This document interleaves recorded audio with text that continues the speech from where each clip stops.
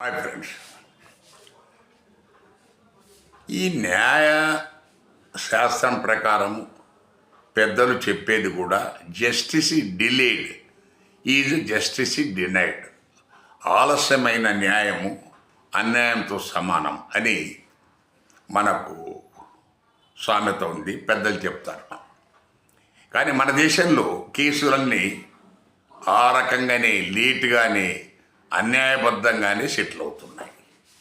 వాళ్ళు ఎన్ని గొప్పలు చెప్పుకున్నా హైకోర్టు, సుప్రీంకోర్టు, కింద లోయర్ కోర్టులు కూడా వేలల్లో లక్షలల్లో కేసులు పెండింగ్ పెట్టుకుంటున్నారు. దయచేసి వినండి. ఎందుకు పెట్టుకుంటున్నారు?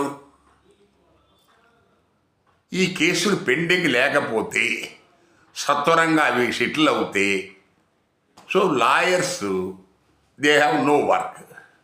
ఎట్లయితే ఆసుపత్రులలో క్విక్ రిలీఫ్ ఉండే వాళ్ళు వెళ్ళిపోతే పేషెంట్, డాక్టర్లు హాస్పిటల్కి వాళ్ళకు ఆదాయం ఉండదు.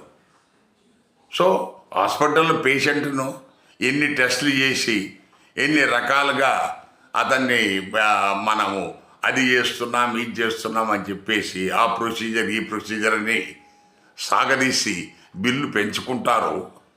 ఈ న్యాయ వ్యవస్థలో కూడా ఈ వాయిదాలు వేసి దీన్ని కావాలని చెప్పేసేసి దాన్ని సాగదీస్తున్నారు. అంత అవసరం లేదు. ఏ కేసు అయినా తీసుకోండి, వీళ్ళు అందులో చేసేది మనకు ఏదో పెద్ద పొడిచినట్టుగా మనకంత బిల్డప్ మనం చూస్తూ ఉన్నాం, కానీ అంత సీన్ ఏం లేదు అక్కడ. వీళ్ళు ఒక కేసును ఒకసారి హియరింగ్ కొద్దిగా వినేసేసి మళ్ళా మూడు నెలలకు 2 నెలలకు వేస్తాడు, మళ్ళా ఇంకోసారి వేస్తాడు. ఒకసారి పీపీ రాలేదంటాడు, ఒకసారి ఇంకేదో రీజన్, ఇలాగా సాగదీసుకుంటూ వస్తున్నారు. సో మీకు ఒక కేసుకు ఒక నియమిత కాలంలో దాన్ని డిస్పోజ్ చేయాలా అన్న నిబంధన లేకపోతే ఇది ఇలాగే సాగుతూ ఉంటుంది. సో ఇది ఉద్దేశపూర్వకంగానే జరుగుతుందని చెప్పేసి మనకు మేధావుల అభిప్రాయం.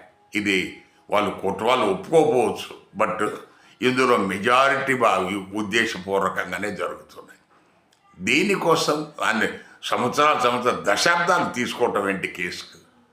దయచేసి దీని మీద ఈ ప్రస్తుతం సుప్రీంకోర్టు ప్రధాన న్యాయమూర్తి గారు ఎవరైతే ఉన్నారో దీనికి ఒక కట్టుదిట్టమైన